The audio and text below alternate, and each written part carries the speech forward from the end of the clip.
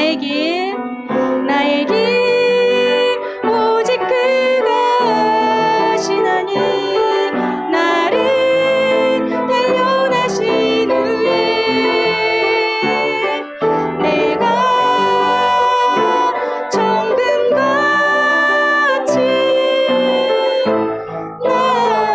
나오리라. 오늘 은혜로운 예배를 위해서 함께 기도하겠습니다.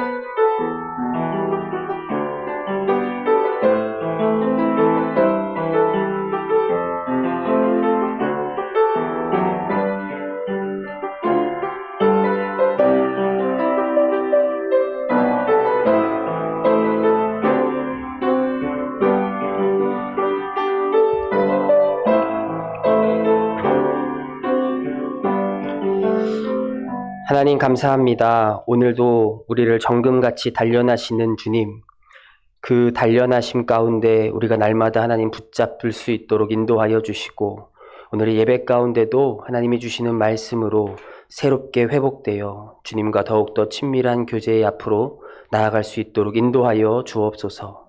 감사하며 예수님의 이름으로 기도드렸습니다. 아멘. 내 머리가 밀리면 다른 사람과 같으리라 라는 제목으로 함께 하나님 말씀 나눠보도록 하겠습니다.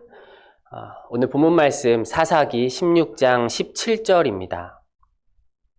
사사기 16장 17절 말씀 우리 다 같이 한 목소리로 읽어보도록 하겠습니다. 시작! 삼손이 진심을 드러내어 그에게 이르되 내 머리 위에는 삭도를 대지 아니하였나니 이는 내가 모태에서부터 하나님의 나실인이 되었음이라. 만일 내 머리가 밀리면 내 힘이 내게서 떠나고 나는 약해져서 다른 사람과 같으리라 하니라. 아멘. 이스라엘이 블레셋의 지배를 받고 있을 때였어요. 하나님을 잘 섬기던 부부 마누아와 그의 아내에게는 아직 자식이 없었었죠. 그러던 어느 날 하나님께서 보내신 천사가 나타나 이렇게 말하였어요. 네가 이제 곧 임신하여 아들을 낳게 될 거야. 그러므로 너는 포도주나 독주를 마시지 말며 부정한 것은 그 어떤 것도 먹으면 안 돼. 그는 태어날 때부터 하나님께 바쳐진 나실인이 될 것인데 네가 아들을 낳은 후에 절대로 그의 머리카락을 깎아서는 안 된다 라고 천사가 얘기했어요. 블레셋 사람의 손에서 이스라엘을 구출하는 일을 할 것이야 라고도 덧붙여 말했죠. 나실인은 구별된 자라는 뜻이에요. 마누아와 아내는 아들을 낳자 이름을 삼손이라고 지었고 천사가 명령한 대로 다 행했어요. 삼손은 하나님께서 축복하셨으므로 힘이 아주 셌어요. 건장한 사자가 달려들어도 맨손으로 사자를 죽일 수 있었고 블레셋 사람들에게 당한 일이 있으면 여우 300마리를 잡아서 2마리씩 꼬리를 묶어서 불을 붙여서 그 블레셋의 곡식단에 막 보내기도 했었죠. 블레셋 사람들이 막 또 괴롭히고 그러면 가서 이 나귀의 턱뼈를 가지고 가서 블레셋 사람들을 막 한 번에 1000명씩이나 죽이기도 했답니다. 블레셋 사람들은 너무너무 화가 나고 답답하고 짜증났지만 어떻게 할 도리가 없었어요. 왜냐하면 이 삼손의 힘이 너무너무 강력했기 때문에 그랬죠. 그 후 삼손은 이 들릴라라는 여인을 알게 되어 이 사랑에 빠졌는데 이를 알게 된 블레셋 5지방의 통치자들이 이 들릴라에게 이렇게 와서 이렇게 말했습니다. 삼손을 깨워서 그가 지닌 큰 힘의 비결이 무엇인지 알아내면 어떻게 해서 막 묶어서 그를 복종시킬 수 있게 하는 방법을 알아내면 우리가 각각 은화 1100개씩 너에게 주겠다. 엄청난 돈을 주겠다고 약속한 거죠. 조건이 뭡니까? 삼손의 힘을 묶을 수 있는 방법을 알아내라. 이거였어요. 들릴라가 삼손을 유혹하며 이렇게 말했어요. 삼손, 당신의 그 엄청난 힘이 어디서 나오며 어떻게 하면 당신을 묶어 꼼짝 못하게 할 수 있나요? 그러자 대답이 골라낸 삼손이 얼버무리며 이렇게 대답했어요. 마르지 않는 칡 7가닥으로 나를 묶으면 내가 약해져. 그래서 다른 사람처럼 될 거야. 들릴라의 이야기를 들은 이 들릴라가 그 이야기를 듣고 블레셋 사람들이 칡넝쿨을 가져오게 만들어서 들릴라가 잠들어 있는 삼손을 그 칡넝쿨로 꽁꽁 묶었어요. 옆방에는 이미 몇 사람이 숨어 있었고 들릴라가 삼손을 꽁꽁 묶은 다음에 이렇게 외쳤죠. 삼손! 블레셋 사람들이 나타났어요. 뭐라고? 벌떡 일어난 삼손이 7가닥의 칡덩쿨을 끊어버리고 두리번두리면 사람을 찾았죠. 이 들릴라와 사람들은 깜짝 놀랐어요. 그 후에 들릴라가 삼손에게 다가가 이렇게 말했죠. 삼손, 당신이 어떻게 저를 놀리고 거짓말할 수 있어요? 어떻게 하면 당신을 꼼짝 못하게 할 수 있는지 알려주세요. 삼손이 대답했죠. 얼버무리면서 한 번도 사용한 적이 없는 새 밧줄로 나를 꽁꽁 묶으면 내가 약해져서 다른 사람과 같이 될 거야. 그래서 들릴라는 삼손이 자는 사이에 튼튼한 새 밧줄을 가지고 와서 삼손을 묶기 시작했어요.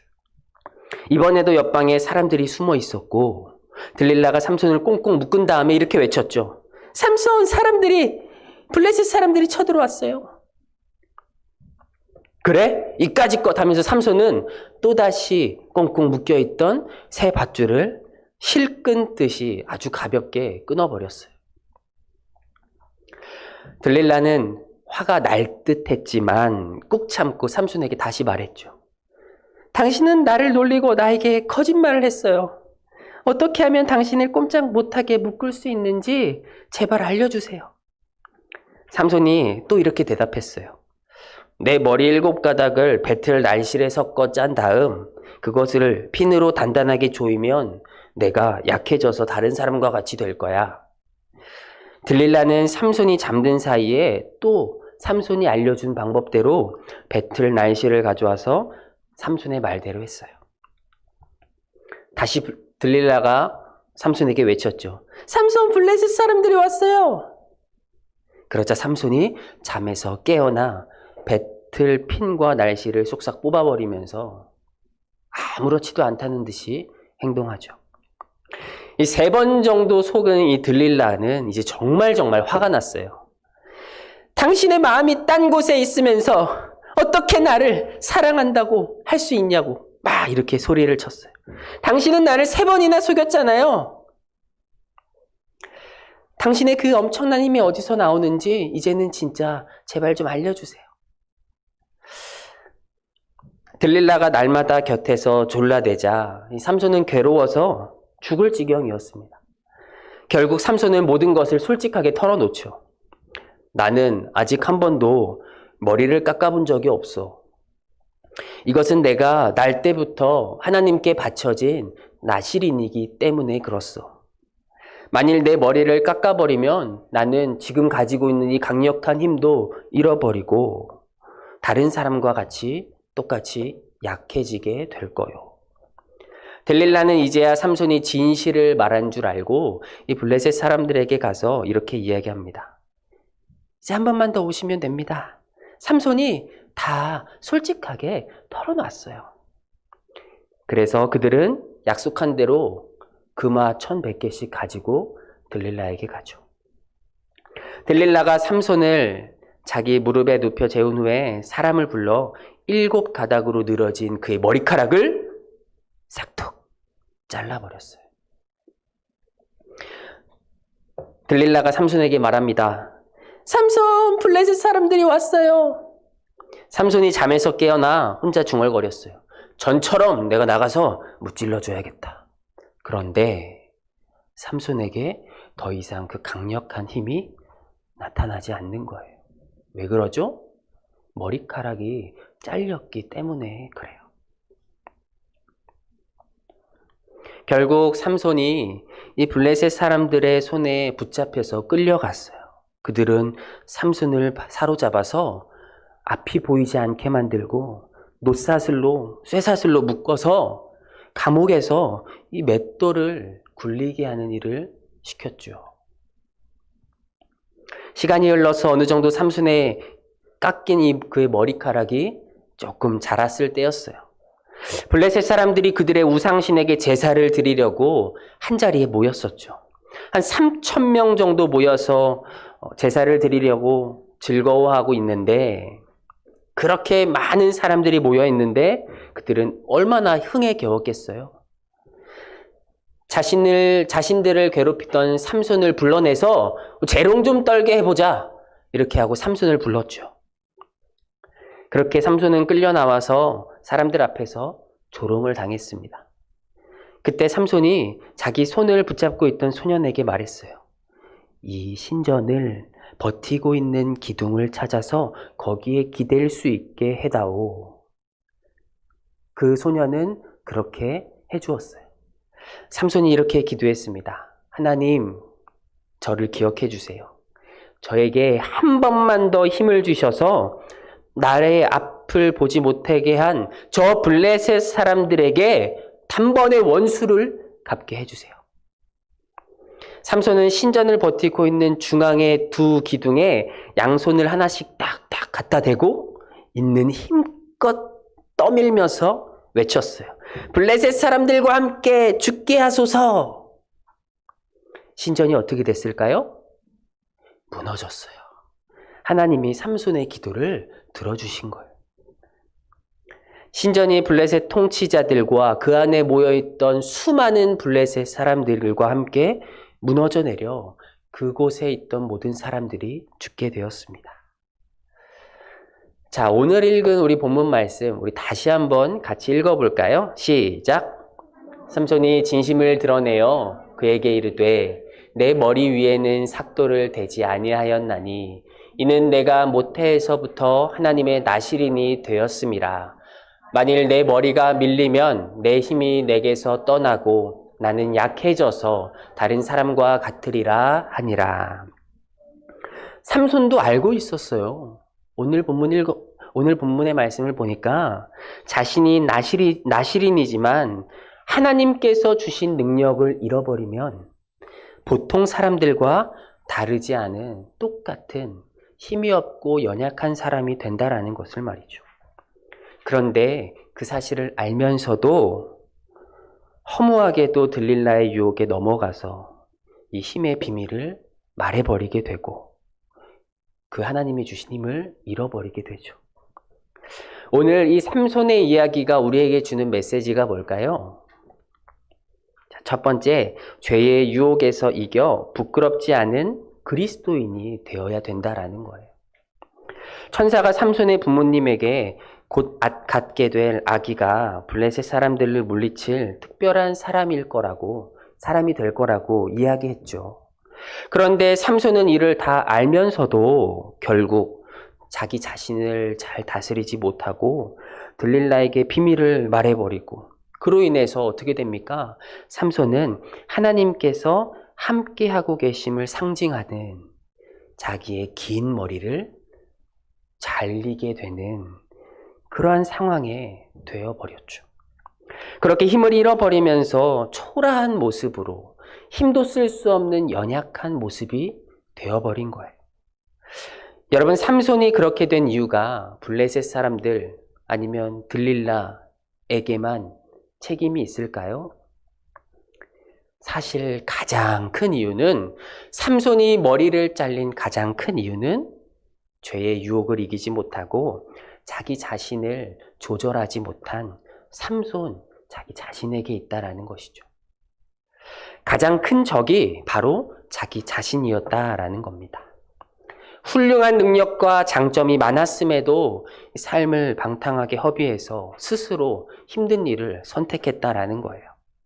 3번이나 기회가 있었잖아요. 그런데 그것을 하나님의 말씀으로 물리치거나 기도로 극복한 것이 아니라 거짓말하면 될 것이라고 생각하다가 결국은 삼손이 그렇게 죽게 된 것 아니겠습니까? 이처럼 우리는 자기 자신을 잘 조절할 수 있어야 돼요. 그러나 우리는 연약해서 우리의 감정과 욕심과 생각 때문에 우리의 자기 자신을 잘 조절하지 못하고 하나님과 멀어지곤 하죠. 그렇기 때문에 우리는 항상 하나님께 기도하고 말씀 보고 말씀 듣고 마음속에 새기는 시간을 가져야 하는 겁니다. 그렇게 할 때 우리는 부끄럽지 않은 그리스도인의 모습으로 살아갈 수 있습니다. 두 번째는 뭡니까? 힘들고 아프고 어려운 순간 하나님을 찾아야 된다라는 거예요. 삼손의 말년은 구별된 나실인, 즉 하나님의 사람다운 모습이라고는 볼 수 없었어요. 스스로 결정하여 내린 결과를 처절히 경험했어야 했죠. 나실인이라는 자랑스러운 하나님의 사람이 됐음에도 불구하고 하나님과 삼손의 연결고리인 이 머리카락이 잘려나가면서 블레셋 사람들에게 조롱당하고 힘들고 고통의 시간을 겪어야만 했던 것이죠. 블레셋 사람들을 벌하고자 보냄을 받은 자가 오히려 블레셋 사람들에게 조롱을 당하니 여러분 기분이 어땠겠습니까? 얼마나 부끄러웠을까요? 그때 삼손은 이 상황을 하나님을 향하여서 원망하거나 불평하거나 짜증내거나 화낸 것이 아니라 회개하며 기도했어요. 그리고 하나님은 그의 기도를 들어주셨죠. 우리가 아무리 교회에서 예배를 드리고 신앙생활을 할지라도 죄를 가까이 하고 세상 사람들과 다르지 않은 삶을 살다 보면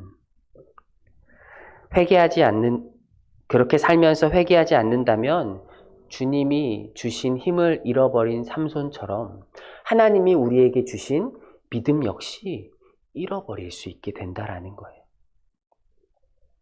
믿음을 잃어버린 우리들은 어떨까요? 행복하고 기쁘고 즐거울까요? 그렇지 않죠. 틀림없이 마음이 힘들고 어렵고 아프게 될 거예요. 여러분 그렇다면 그 순간 어떻게 해야 될까요? 삼손처럼 하나님께 기도하고 회개해야 된다라는 거죠. 그것만이 유일한 기회이고 힘든 상황에서 회복하는 일입니다. 사랑하는 우리 친구들, 하나님이 우리에게 주신 이 귀한 믿음을 잃어버리지 말며 끝까지 하나님을 믿고 의지하여서 하나님이 나에게 주신 귀한 달란트를 하나님을 위해 멋지게 쓰길 주님의 이름으로 축복합니다. 우리 같이 문제 한번 풀어볼까요? 다음 중 들릴라에게 하나님께서 주신 힘의 비밀을 말한 후 삼손이 겪게 된 일이 아닌 것은 무엇인가요? 1번 머리카락이 잘렸어요. 2번 힘이 더욱 세졌어요. 3번 앞을 못 보게 되었어요. 4번 맷돌을 굴려야 했어요. 정답은 2번 정답. 자, 힘이 더욱 세졌죠. 힘이 더욱 세지지 않았죠. 힘을 잃어버렸죠. 죄송해요. 자, 두 번째 문제 한번 풀어보겠습니다. 다음 중 나신인으로서 구별된 삶을 살지 못하여 감옥에서 고통을 겪게 되자 삼손이 한 것은 무엇인가요? 1번 실망하며 낙심했어요. 2번 원망하며 불평했어요. 3번 하나님께 화가 났어요. 4번 회개하며 기도했어요. 정답은 4번 정답. 회개하며 기도했죠. 자, 전도사님이 기도하고 예배를 마치겠습니다.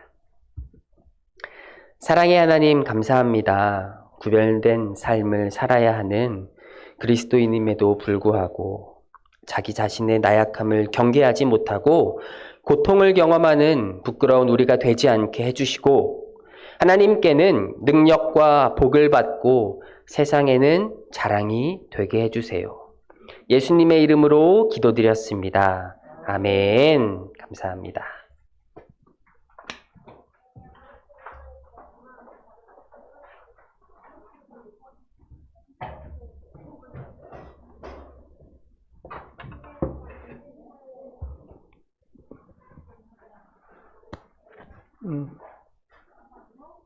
서인도 데려가서 옷 받으라고. 찾느라.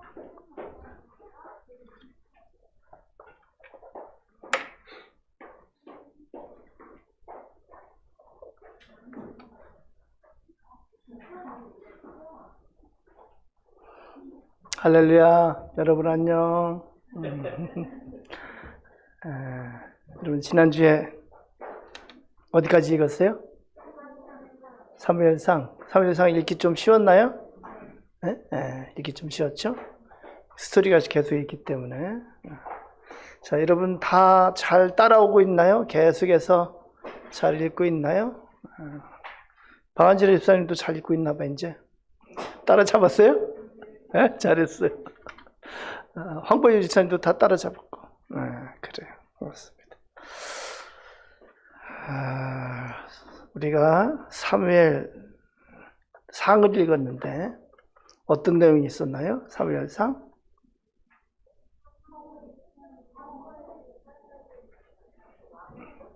그렇죠? 마지막 사사 사무엘과 왕을 세우는 이야기, 그리고 초대왕 사울왕 이야기, 그렇게 하면 될 것 같습니다. 그래서 사무엘상의 이야기는 마지막 사사 사무엘과 왕을 세우는 이야기, 초대왕 사울왕 이야기, 그것이 사무엘상의 내용입니다. 그럼 우리 역사서를 한번 다시 정리해야 돼요. 그 뒤에다가 사무엘상을 딱 붙여야 돼요. 자, 한번 해볼까요? 창세기는 뭐죠? 창조, 네? 심판, 타락 심판, 또 족장시대. 족장시대의 의미는 하나님의 나라를 세워가기 시작하는 거예요. 그렇습니다. 그 다음에 나오는 성경이 뭐예요? 출애굽기. 창세기와 출애굽기 사이는 대략 시간적 간격이 400년. 창세의 끝은 뭘로 끝난다고요? 요셉의 죽음. 여러분 잘합니다. 자, 출애굽기 내용이 뭘까요? 출애굽의 기록, 출이집트의 기록입니다. 그래서 출애굽기 끝은 어디예요? 시내산 밑에서 성막을 봉헌하면서 끝납니다. 그 다음에 나오는 것이 뭐예요? 레위기입니다. 레위기는 내용이 뭘까요? 신에서 받은 하나님의 명령, 그렇게 하면 될 것 같습니다. 그래서 레위기의 주제는 뭐라고요? 거룩. 내가 거룩하니 너희도 거룩하라. 참고적으로 레위기는 시대의 흐름이 없습니다. 시간의 흐름이 없고 출애굽기에 부속된 걸로 그렇게 보면 되겠습니다. 그 다음에 나오는 성경이 뭐예요? 민수기. 이건 영어로 할 때 참 좋아요. 넘버스 이렇게 하면은. 민수기의 시작은 어딘가요? 시내산 밑에서 출발하기 전에 인구조사를 한 것이 민수기의 시작입니다. 그로부터 대략 40년의 광야 생활이 진행이 되고, 민수기의 끝은 뭘까요? 모압 평지에서 가나안 땅을 들어가기 전에. 그 다음에 성경이 뭐가 나오나요? 신명기. 신명기의 뜻은 뭐냐면은 다시 새롭게 주신 명령, 그런 뜻이에요. 신명기. 그러니까 신이 이렇게 넓힐 신이에요, 이게. 그래서 다시 주신 명령, 그럽니다. 내용이 뭐라고요? 모세가 모압 평지에서 출애굽 2세대에게 한 3편의 설교. 그냥 모압 평지에서 모세가 한 3편의 설교, 이렇게 하면 될 것 같습니다. 신명기는 그러면은 이게 시간의 흐름이 있어요, 없어요? 없습니다. 없어요. 신명기의 끝은 느보산에 올라가서 눈앞에 펼쳐진 요단강 건너편을 보면서 모세가 죽는 것으로 끝이 납니다. 여기까지 해가지고 모세 오경이라고 말합니다. 그래서 창세기, 출애굽기, 레위기, 민수기, 신명기, 모세 오경, 그리고 이것을 율법서라고 이렇게 말하기도 합니다. 근데 모세 오경이 좋은 것 같아요. 일반적으로. 그래서 신명기까지 해서 모세 오경이 끝나게 됩니다. 그 다음에 여호수아서는 어떤 내용이에요? 가나안의 정복 기록. 이제 모세가 죽고 새로운 리더, 새로운 지도자가 된 여호수아를 통해서 요단강을 건너서 가나안 땅에 들어가고 가나안 땅을 정복하고 가나안 땅을 분배하고 하는 것까지 들어 있습니다. 그래서 끝에는 여기도 마찬가지로 여호수아의 고별 설교가 끝입니다.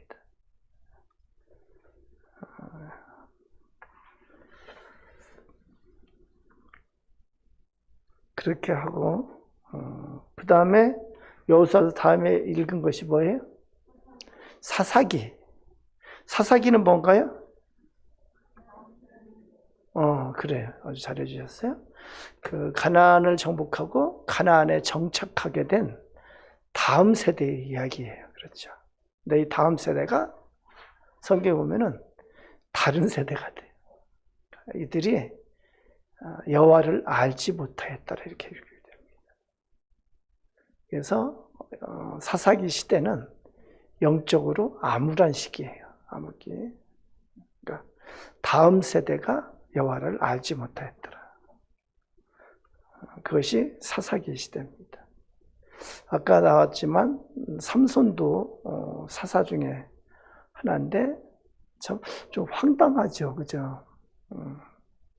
그것이 사사 시대의 모습이에요. 영적으로 어둡고 영적으로 무질서했던 그런 시대가 사사기입니다. 그리고 우리가 사무엘상을 읽었습니다. 여기서 하나만 더 할까요? 그 다음에 사사기 다음에 뭐가 있었어요? 룻기가 있었어요. 그래. 내가 룻기를 까먹을 뻔했어요. 룻기는 어떤 내용인가요? 그렇죠. 사사시대의 한 가정의 이야기예요. 그런데 이 룻기가 의미가 뭐라고 그랬나요? 그렇죠. 그렇게 영적으로 암흑 같은 시기지만 그 시기에도 하나님의 구원의 섭리가 흘러가는 것을 보여주셨다고 그랬어요.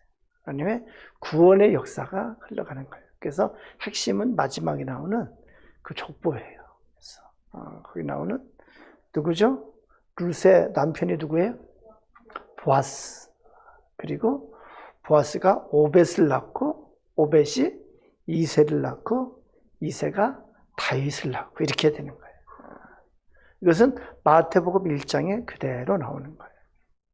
마태복음 1장에 구약의 하나님의 구원의 섭리, 구원의 흐름이 어떻게 가는지가 나옵니다. 참고적으로 시간적으로 보면은 아브라함이 대략 어떻게 외우라고 그랬어요? 대략 BC 몇 년? BC 2000년. BC 2000년. 사사시대는 개략적으로 크게 보면은 BC 1400년, 1380년인데 1400년부터 350년 동안 BC 1050년까지예요. 왜 BC 1050년까지냐면은 BC 1050년이 어떤 거냐면은 뭐예요? 사울이 왕이 되는 것이 BC 1050년이에요.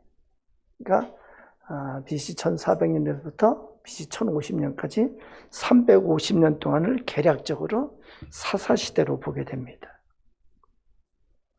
이 사사시대에 그 중근동 그 지역에 그리고 그쪽 지역의 흐름이 어떻게 됐을까?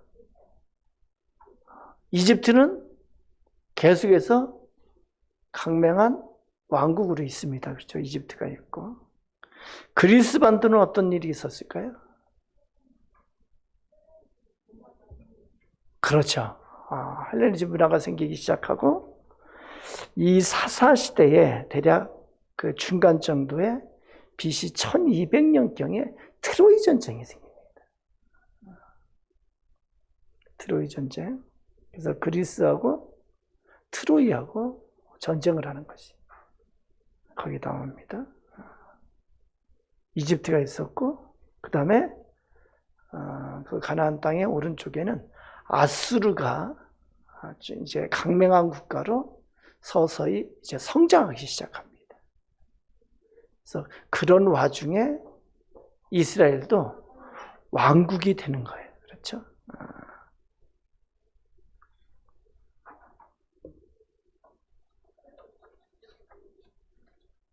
트로이 전쟁 그러니까 그리스가 이제 막 그 국가로서 힘을 갖게 되기 시작하는 거예요.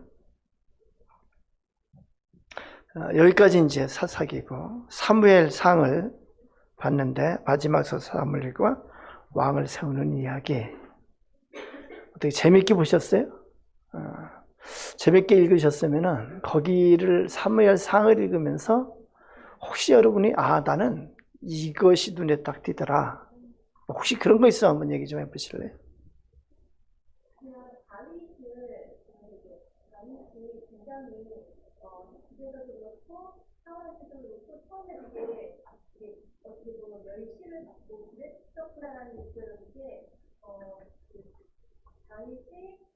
골리앗의 머리를 대갔을 때 그때서야 사람들이 다윗의 이름을 물어보더라고요. 그래서 앞에 다시 찾아봤더니 그 전까지는 다윗의 이름조차 몰랐더라고요. 사람 많이. 그래서 정말 별로 그렇게 주목받지 못했구나. 그냥 사람 많이 자기 앞에서 이렇게 수금도 써고 골리앗을 못 찌르겠다고 막 얘기했을 때도 사실은 되게 무시를 했었구나. 그렇죠.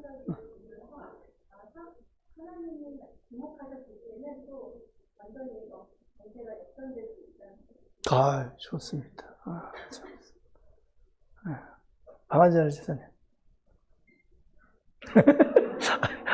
자꾸 이렇게 물어보면 안 나오려고 그럴까 봐서 내가.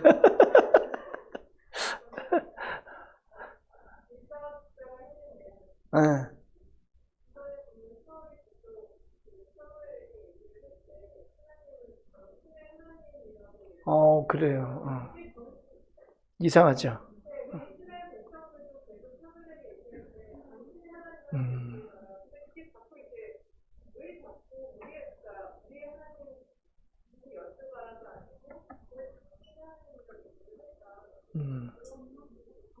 맞아요. 아주 잘했습니다.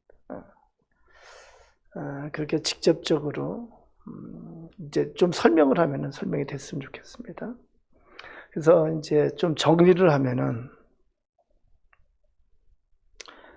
마지막 사사 사무엘과 왕을 세우는 이야기예요. 초대왕 사울왕 이야기입니다.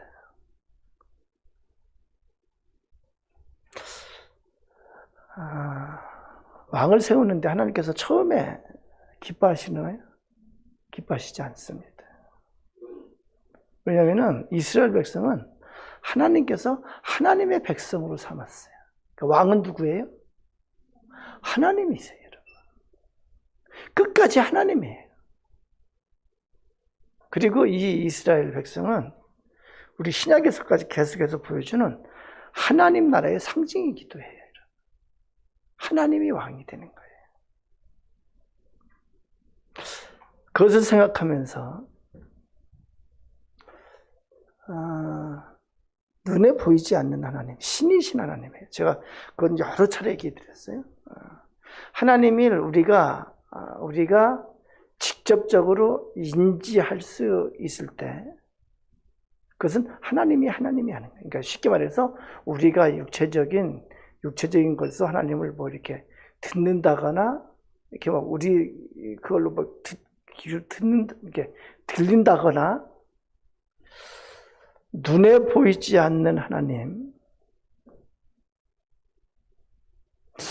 제가 성경을 설명하면서 계시를 설명했어요. 하나님은 우리와 차원이 다르기 때문에 우리의 능력으로는 하나님을 인식할 수 없다고 그렇게 했어요. 근데 하나님은 우리에게 하나님을 나타내 주셨어요. 그것이 계시라고 그랬습니다. 그래서 첫 번째 계시가 뭐냐면은 자연 만물을 통해서 하나님이 어떤 하나님인지를 우리에게 보여주셨어요. 그렇죠? 이 우주의 이 모든 것을 통해서 그걸 자연 계시라고 말하고, 두 번째는 말씀 계시예요. 우리가 인식할 수 없는 하나님은 성경 말씀을 쓰게 하셔서 그 하나님을 우리에게 보여주셨어요. 그래서 가장 중요한 것은 이 성경 말씀을 통해서 하나님은 우리에게 나타내시고 우리에게 말씀하시고 하나님이 어떠신 분인지를 우리에게 보여주셨어요, 여러분. 그래서 우리에게 이 성경에 있는 것은 우리가 하나님을 알 수 있는 유일한 길이기도 합니다. 세 번째는 인격 계시라고 했어요. 이 땅에 오신 예수 그리스도께서 하나님이 인격이 되셔서 하나님이 어떠신 분인지를 우리에게 보여주셨습니다. 자, 눈에 보이지 않는 신이신 하나님께서 구약에서 우리에게 어떻게 나타나실까? 이때는 성경의 기록도 없었습니다. 그렇죠? 우리에게 어떻게 말씀하실까? 우리에게 어떻게 역사하실까, 여러분? 어떻게 역사하실까요? 구약에 어떻게 역사하셨어요, 하나님께서? 어떻게 했어요? 여기 쭉 역사에서 아브라함을 통해서, 모세를 통해서, 여호수아를 통해서 어떻게 역사하셨어요? 사람을 통했어요. 그러니까 보이지 않는 하나님이 사람을 세우셔서 그 사람을 통해서 하나님께서 역사하셨어요. 사람을 통해서 하나님께서 말씀해 주셨어요. 사람을 통해서 하나님을 나타내 주셨어요. 왕을 세우는 의미가 뭐냐면은, 왕을 세우는 의미가 하나님이 진정한 왕이신데, 왕을 세우는 의미는 하나님께서 사람을 왕으로 세우셔서 하나님의 통치를 실행하시려고 그러는 거예요. 그것이 하나님께서 왕을 세우게끔 허락하시는 의미이기도 합니다. 다시 말하면 대리자를 세우셔서 하나님께서 역사하셨습니다. 그래서 대리자를 세우시는데 성경 보면은 기름을 부으시는 것을 통해서, 기름을 부으실 때 누구누구 어떤 사람에게 기름을 붓나요?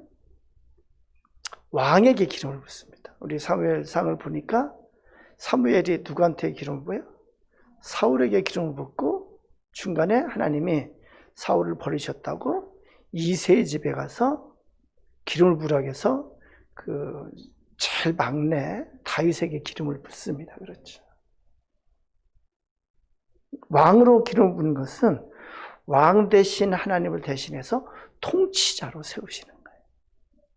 또 어떤 사람에게 기름을 부었나요? 제사장에게 기름을 부었습니다. 제사장. 제사장은 뜻이 뭐냐면은 하나님과 세상 사람을 연결하는 브릿지가 되는 거예요. 그러니까 제사를 통해서, 제사장을 통해서 하나님 앞에 연결이 되는 거예요. 그러니까 이 제사장은 하나님 앞에 나아가는, 하나님 앞에 제사를 드리는 하나님의 대리자가 되는 거예요. 그렇죠. 또 누구를 기름 부으셨나요? 선지자에게 기름을 부었습니다. 그래서 선지자를 통해서 하나님께서 대신해서 하나님의 말씀을 전하게 하셨습니다. 기름을 부으셨다는 것은 뭐냐면은 하나님의 권위를 하나님께서 주셨다는 얘기 같아요. 이것이 참 중요해요. 사무엘상 하를 읽어나가면서 아주 중요한 것이 이게 나와요. 사무엘상에서 벌써 계속해서 나왔습니다. 다윗을 통해서 나왔죠, 그죠?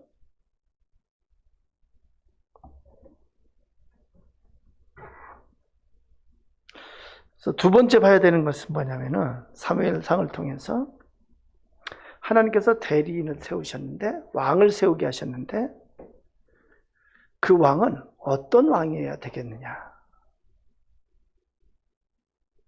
그걸 사무엘상, 사무엘하를 통해서 하나님께서 보여주십니다. 하나님의 기름 부음을 받은 자는 어떤 자여야 될까? 어떤 왕이 하나님을 대리해서 하나님 앞에 하나님 백성을 다스릴 수 있겠느냐? 어떤 왕일까 될까요?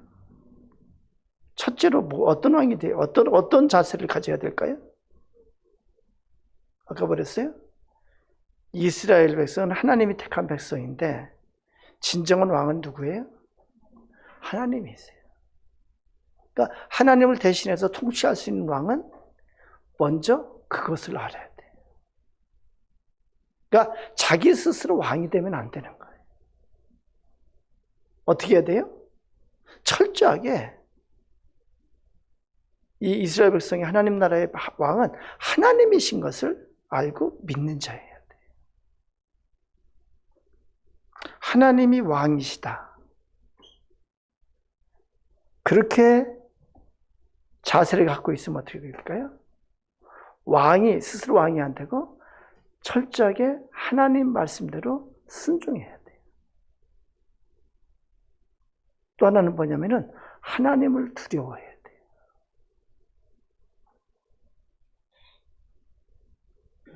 그것이 하나님께서 쓰시는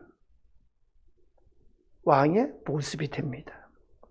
그런데 사울왕은 어떤 왕이었는지 한번 성경에서 찾아볼까요?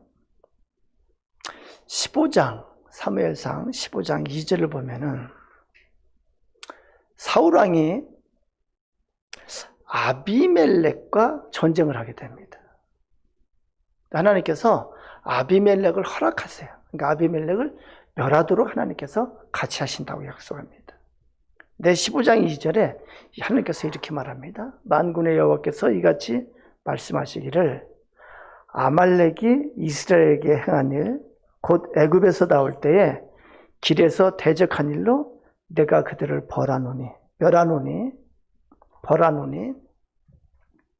이 아말렉은 어떻게 했냐면은 이스라엘 백성이 출애굽하는 것과 동시에 나타나요. 그러니까 이 사막의 유목민이에요, 아말렉은.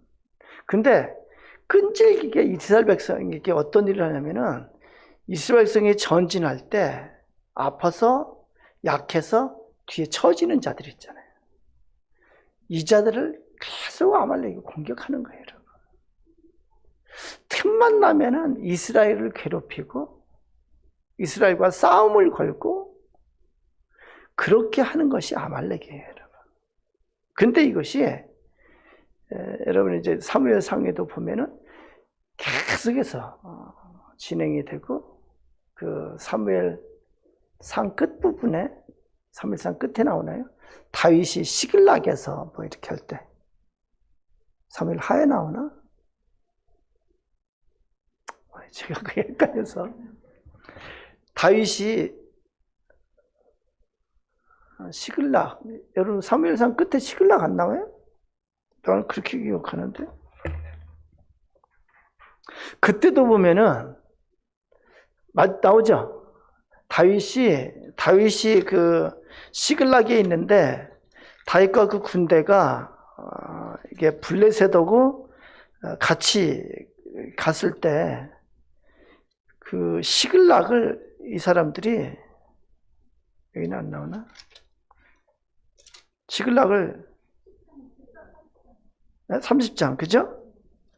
그렇게 해가지고 다윗이 거기를 완전히 초토화시키는 것이 나올 거예요, 아마, 그죠? 맞죠? 시글락을 초토화시킵니다. 시글락을 그러니까 아말렉이 공격하니까 다윗이 아말렉을 아주 초토화시킵니다.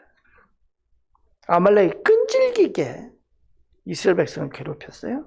그래서 하나님이 그걸로 인해서 아말렉에게 벌하신다고 이렇게 말합니다. 그래서 15장 3절에 가면은 뭐라고 말씀하냐면은 지금 가서 아말렉을 쳐서 그들의 모든 소유를 남기지 말고 진멸하다 이렇게 말합니다.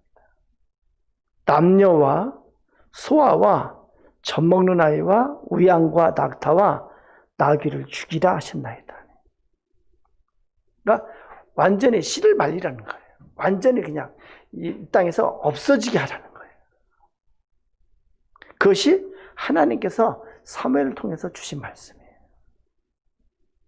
근데 사울은 그 얘기를 들었는데 가서 전쟁을 이겨가지고 그들을 진멸시켰어요. 근데 15장 8절 9절에 이렇게 기록합니다. 아말렉 사람의 왕 아각을 사로잡고 칼날로 그의 모든 백성을 진멸하였을 때 사울과 백성이 아각과, 이 아각은 아말렉 왕입니다. 아각과 그의 왕과 소의 가장 좋은 것 또는 기름진 것과 어린 양과 모든 좋은 것을 남기고 진멸하기를 즐기 아니하고 가치 없고 하찮은 것은 진멸하니라. 어떻게 했어요? 하나님 말씀에 불순종했어요. 그래서 사무엘이 사울 왕에게 하나님 앞에 불순종한 거 이것을 지적을 해요.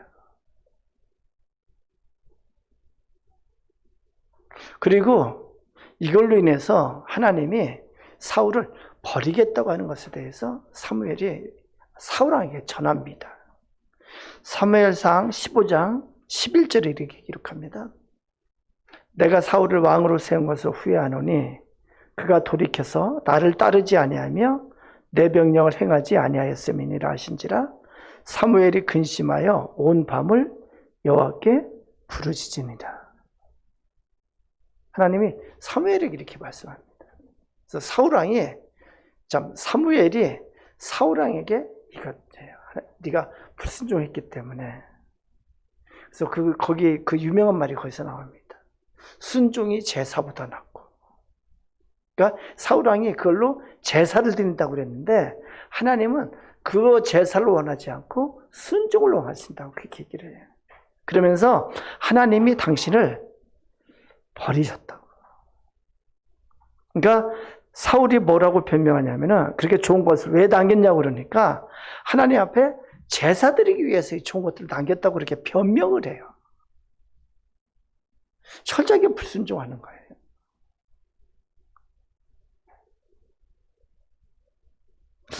사울 왕은 어떤 죄냐면은 첫 번째로 하나님 앞에 불순종했어요. 순종하지 않았어요. 그것은 뭐냐면은 하나님을 이스라엘의 진정한 왕으로 그렇게 믿지 않았다는 거예요. 그렇게 인식하지 않았다는 거예요. 어찌 보면 자신이 왕이라고 생각을 한 거예요. 자기 마음대로 할 수 있다고 생각하는 거예요. 자, 하나님이 세우신 왕은 어떻게 해야 돼요? 철저하게 하나님 말씀대로 순종해야 되는 것이 기본이에요.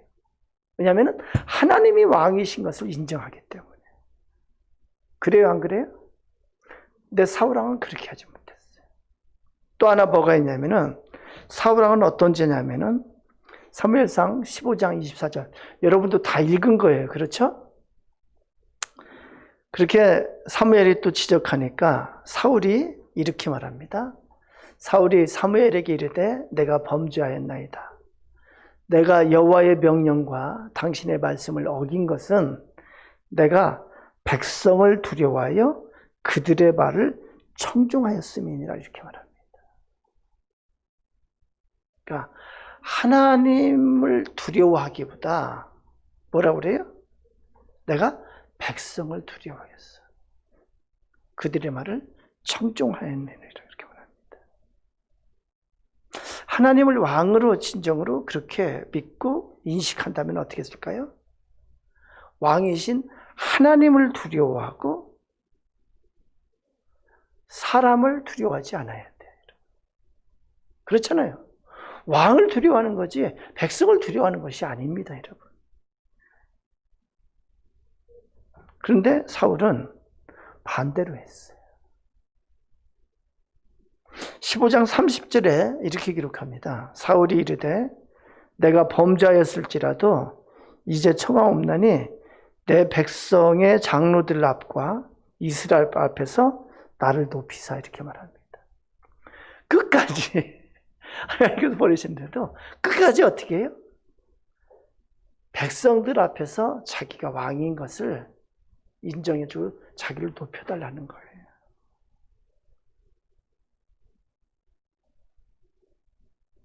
그래서 사울은 하나님께서 처음에 세워주셨는데 하나님의 대리자로서 왕으로서 하나님 보시기에 적합하지 않은 자예요. 그래서 하나님께서 버리십니다. 그리고 다윗을 세우십니다. 다윗은 어떤 자세를 갖고 있는지 사무엘상에 나타나는 것을 한번 볼까요? 26장 9절입니다. 다윗이 아비새에게 이르되 죽이지 말라. 누구든지 손을 들어 여호와의 기름 부음 받은 자를 치면 죄가 없겠느냐. 이렇게 말합니다. 이건 뭐냐면은 사울 왕이 다윗을 죽이기 위해서 끝까지 쫓아다녀요. 그런데 두 번째로 사울 왕을 죽일 기회가 있었어요. 다윗이 아비새하고, 아비새는 쉽게 보면 부하 장수들의 이제 대장인데, 둘이서 거기를 염탐하러 갔어요. 밤에 갔는데 다들 잠자고 있고, 그리고 사울 왕도 이렇게 자고 있고, 다들 피곤해가지고 다 이렇게 퍼져 있어요.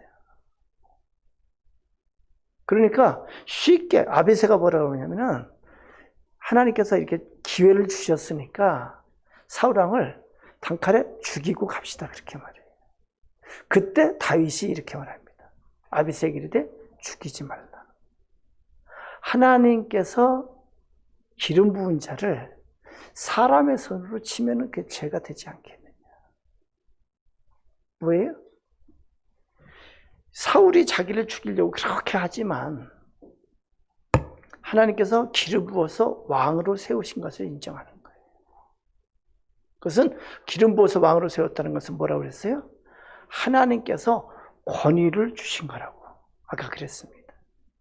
그러니까 이 사울 왕을 왕으로 인정하는 것은 하나님을 인정하는 거예요. 참 중요한 거예요. 26장 23절에 이렇게 말합니다. 여호와께서 사람에게 그의 공의와 신실을 따라 갚으시리니 이는 여호와께서 오늘 왕을 내 손에 넘기셨을 때 나는 손을 들어 여호와의 기름 부음을 받은 자 치기를 원하지 아니하였음이니이다. 무슨 얘기냐면 그리고 나서 상황이 그리고 나서 좀 멀리 거리를 두고 다윗이 사울 왕에게 지금 얘기를 하는 거예요. 다윗이 사울 왕에게 내가 거기에서 당신을 죽일 수 있었지만 나는 하나님께서 세우신 자는 하나님께서 갚으실 거라고 생각을 하고 그렇게 믿고 여호와께서 오늘 왕을 내 손에 넘기셨을 때 나는 손을 들어 여호와의 기름 부음을 받은 자 치기를 원하지 아니하였음이다. 이렇게 말하는 거예요. 이것이 다윗이에요.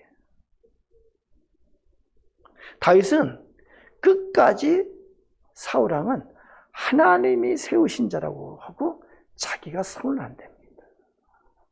그것은 하나님을 존중하는 거예요. 하나님을 높이는 거예요, 여러분. 하나님을 인정하는 거예요.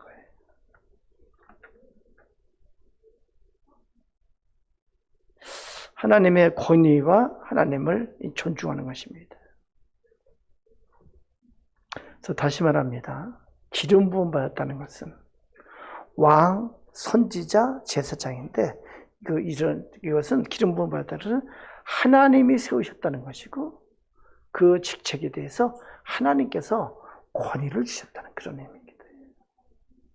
이것은 하나님께서 주시는 권위예요. 그래서 그 권위를 인정하는 것은 하나님을 존중하고 하나님께서 주신 권위라고 하나님을 믿는 거예요, 여러분. 이것이 우리가 사무엘상을 통해서 볼 수 있는 내용입니다. 사울 왕은 버림을 받았고 다윗은 하나님 마음에 합한 자라고 그렇게 말합니다. 우리 전에 그 사무엘하 큐티 했었어요, 그죠? 그때 설교도 했었는데 그때 설교하면서 왜 다윗이 하나님 마음에 합한 자였는지 우리 그것을 그 관점에서 그 성경을 좀 보도록 하자고 그렇게 말했어요. 이제 여러분이 사무엘 하를 보면은 생각이 날 거예요. 자, 그렇게 해가지고 이제 사무엘상 끝에 그 사울왕과 세 아들이 블레셋과의 전쟁에서 다 죽임을 당합니다. 그렇죠. 그리고 나서 사무엘 하가 시작이 됩니다. 이번 주에는 사무엘 하를 읽을 텐데 사무엘 하는 24장까지 있어요. 어떻게 할까요? 열왕기상을 좀 더 갖다 붙일까요? 네? 여러분 더 읽고 싶은 것 같은데? 근데 이렇게 사무엘 하로 일단락 짓는 것이 좋을 것 같아요. 사무엘 하는 누구의 이야기냐면은 다윗의 이야기예요. 다윗 왕의 이야기. 그래서 여러분 이제 사무엘 하를 이번 주에 읽을 텐데 다윗이 왜 하나님 마음에 꼭 들었을까? 첫째는 뭐라고 그러냐면, 첫째는 뭐냐면은, 하나님의 권위를 인정했다는 것은, 다윗은 철저하게, 내가 왕이 아닌 거예요. 나는 왕이신 하나님의 대리자다. 그것이 다윗이 갖고 있는 올바른 자세예요. 하나님이 그것을 마음에 들어했어요.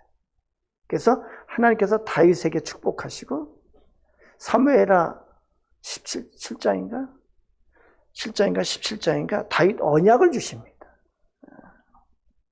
구체적으로 다윗이 어떻게 그러니까 하나님을 진정한 왕으로 섬기는 것이 어떤 것으로 나타났는지 여러분 사무엘 하를 보면서 한번 봤으면 좋겠어요. 좀 그것이 보였으면 좋겠습니다. 제가 전에 설교를 했습니다. 그 중에 하나가 뭐냐면은 여쭈어 아레데예요, 여러분. 그렇죠? 그 다음엔 또 뭐였더라? 하여간에 사무엘 하를 보면서 다윗이 어떠한 자세, 어떠한 모습을 가졌기에 하나님 마음에 꼭 드는 자가 됐을까? 나도 그렇게 하면은 하나님께서 마음에 꼭 들어 하시고 하나님께서 복을 주실 텐데.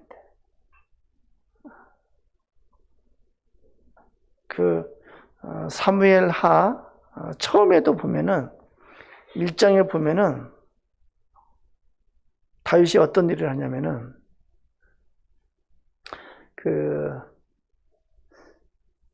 사울 왕의 그 왕관과 그 팔에 있는 고리를 벗겨서 다윗을 그때는 왕이 아니죠. 다윗을 찾아온 사람이 있어요. 근데 물어보니까 그 전쟁터에서 사울 왕이 죽기 직전에 만났어요. 근데 사울 왕이 자기가 이렇게 마지막에 그 칼에 엎드려져 가지고 죽는데 잘 죽지 못하니까 자기를 찔러 죽여달라고 그래요. 그래서 이 사람이 사울 왕을 죽이고 그 왕관과 그것을 가지고 다윗이 그것을 좋아할 거라고 다윗을 찾아와요. 다윗이 뭐라고 그래요? 근데 그 사람이 참 아말렉 사람이에요. 아말렉 사람인데 다윗을 찾아왔는데 다윗이 그걸 보고 크게 진노합니다. 그래서 뭐라고 말하냐면은 다윗이 그에게 이르되 네가 어찌하여 손을 들어 여호와의 기름 부음 받은 자 죽이기를 두려워하지 아니하였느냐 이렇게 말해요. 그리고 그 자리에서 바로 죽입니다.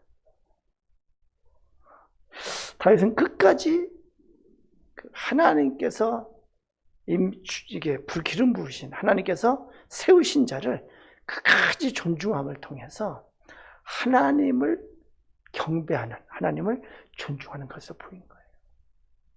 근데 사무엘을 보면서 그러한 자세가 아주 좀 우리로 보면은 이렇게까지 해야 되나 할 정도로 그렇게 나타나요. 여러분 좀 어떻게 보면은 이거 너무 심한 거 아니야 하지만 그것이 다윗이 하나님 앞에 갖고 있는 자세. 여러분 사무엘하를 통해서 다윗을 잘 좀 배우기를 원합니다. 그리고 우리도 다윗처럼 하나님 앞에 그렇게 살기를 원합니다.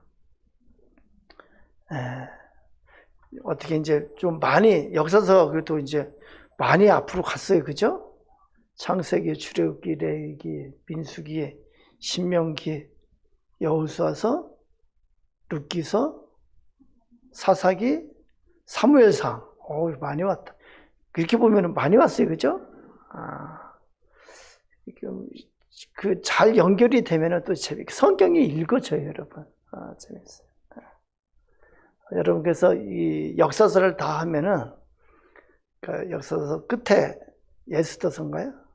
거기까지 가면은 창세기부터 그것을 쭉 여러분이 이렇게 자연스럽게 머리에 생각하면서 쭉 이어서 얘기할 수 있을 것 같아요. 그렇죠?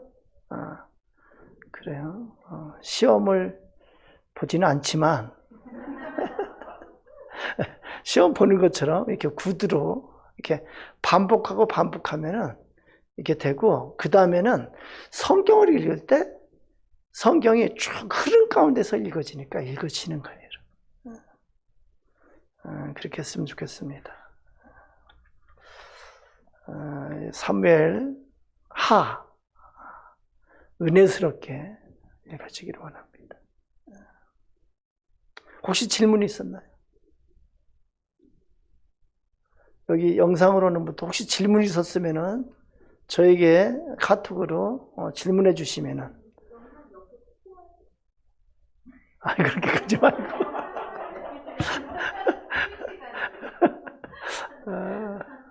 이렇게 저한테 따로 보내주시면은 저도 좀 모르는 거 있으면 좀 이렇게 공부해가지고 답을 할 수 있도록 막 실시간으로 하는데 막 제가 이렇게 할게 아니지. 왜냐면은 잘못하면은 막 이게 저는 이렇게 좀 시작부터 얘기하고 싶어가지고 딱 그것만 단답으로 오니까는 설명이 항상 이렇게 미흡한 것 같더라고. 그래서 여러분 성경을 잘 읽고, 제가 또 다시 한번 말합니다. 제가 룻기서를 통해서 읽는데 성경에서 쭉 읽다 보면은 하나님의 이 구원의 역사의 흐름이 요한계시록까지 쫙 가요. 근데 이것이 누굴 향해서 오냐면은 나를 향해서, 나를 구원하시기 위한 하나님의 역사로 이렇게 쫙 올 때가 있어요. 그게 큰 은혜가 돼요. 하나님께서 나를 사랑하셔서 나를 구원하시기 위해서 이 구원의 역사를 이렇게 하셨구나. 여러분 그렇게 되기를 원합니다. 그렇게 될 때 성경이 살아있는 말씀이 되고 성경의 구원의 능력이 되는 것을 우리가 체험할 수 있습니다. 다시 말하면은, 다시 또 말씀드리면은 지식적인 믿음으로 끝나면 안 돼요, 여러분. 관념적인 믿음이 되면 안 돼요. 살아있는 믿음이 돼요. 그래요. 고맙습니다. 기도하겠습니다. 하나님 감사합니다. 저에게 성경 말씀을 주신 것이 너무나도 감사합니다. 이 성경 말씀을 읽어가며 하나님을 보게 해주시고, 이 성경 말씀을 읽어가며 하나님의 섭리를 깨닫게 해주시옵소서. 나를 구원하시기 위해서, 그리고 인류를 구원하시기 위한 하나님의 성실하심과 하나님의 열심이 보여지게 해주시옵소서.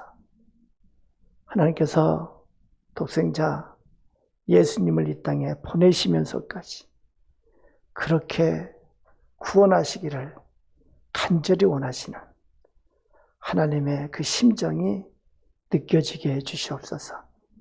하나님, 이번 주에 사무엘 하를 저희가 읽습니다.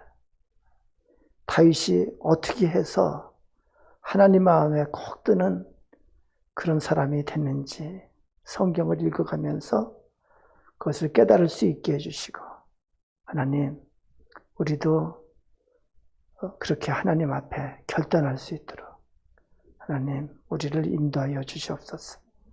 성경을 읽어갈 때 말씀이 능력이 되게 해주시고 말씀이 나를 깨트리고 나를 변화시키는 능력이 되게 해 주시옵소서.